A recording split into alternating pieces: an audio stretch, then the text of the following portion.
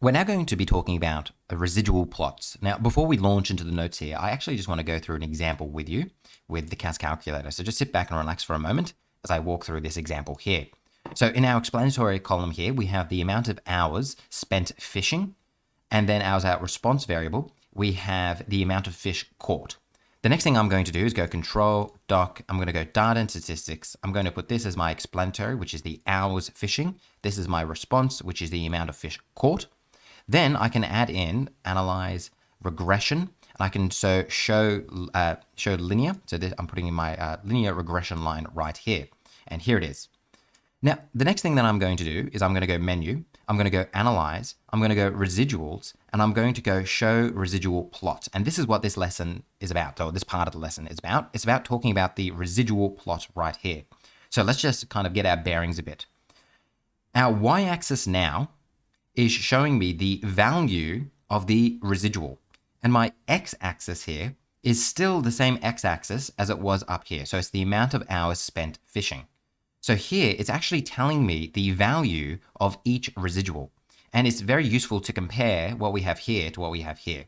So as you can see, the first data point up here is one that is below the line, so therefore has a negative residual.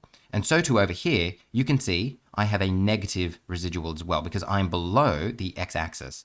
And as you can see there, my coordinates are 1 and negative 0.66. So in other words, when you have spent 1 hour fishing, the residual is negative 0.66.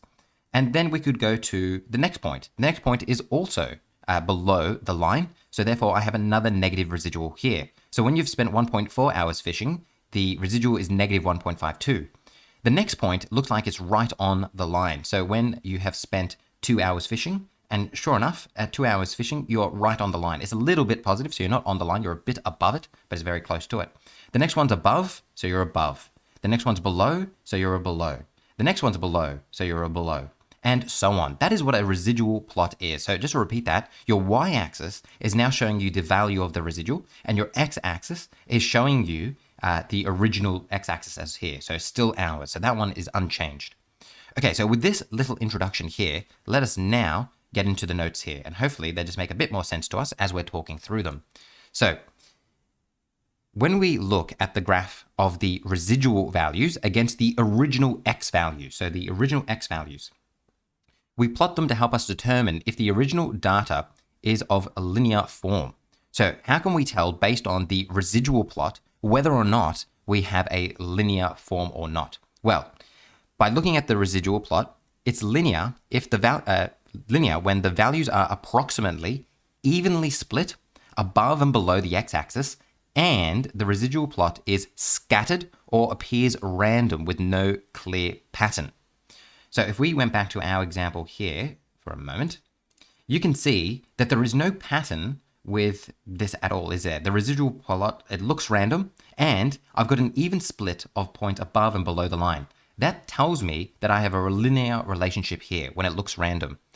As opposed to something that's non-linear, that's when your residual plots, the values are unevenly split above and below, or the residual plot has a pattern. So let's look at a few examples here to help us determine whether or not we're dealing with something that's linear or non-linear.